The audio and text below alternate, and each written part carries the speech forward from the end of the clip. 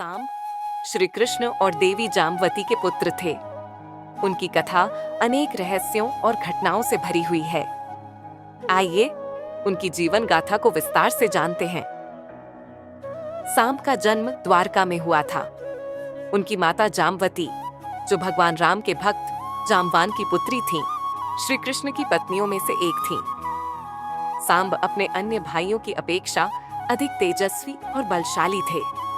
वे अत्यंत पराक्रमी और अदम्य स्वभाव के थे। बाल्यकाल से ही वे युद्ध कला में निपुण हो गए थे। उनकी वीरता और शौर्य देखकर द्वारका के लोग आश्चर्यचकित हो जाते थे, किंतु उनका स्वभाव उग्र और अहंकारी भी था।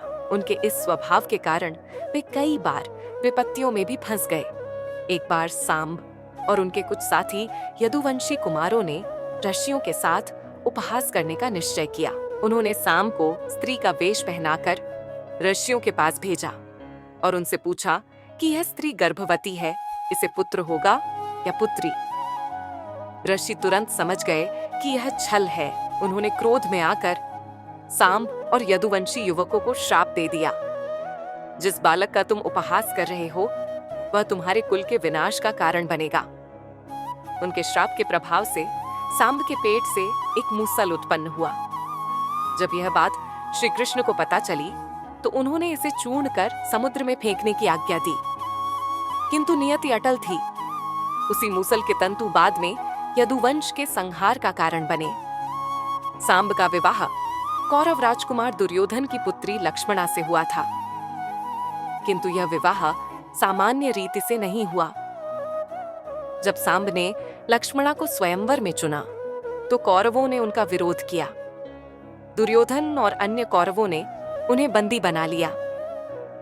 यह समाचार जब द्वारका पहुंचा तो बलराम अत्यंत क्रोधित हुए। वे स्वयं हस्तिनापुर पहुंचे और अपनी गदा के बल पर कौरवों को विवश कर दिया कि वे सांब को मुक्त करें और लक्ष्मणा के साथ उनका विवाह कराएं। बलराम की शक्ति के आगे कौरवों को झुकना पड़ा और इस प्रकार सांब और लक्ष्मणा का विवाह संपन्न हुआ।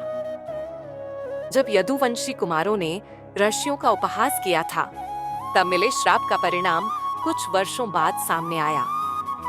जब श्री कृष्ण का काल समीप आया, तब द्वारका में यदुवंशी आपस में संघर्ष करने लगे। उसी मूसल के टुकड़े उगाए और उनके कारण यदुवंशी आपस में लड़ लड़कर समाप्त हो गए। सांब भी इस महाविनाश से बच नहीं सके।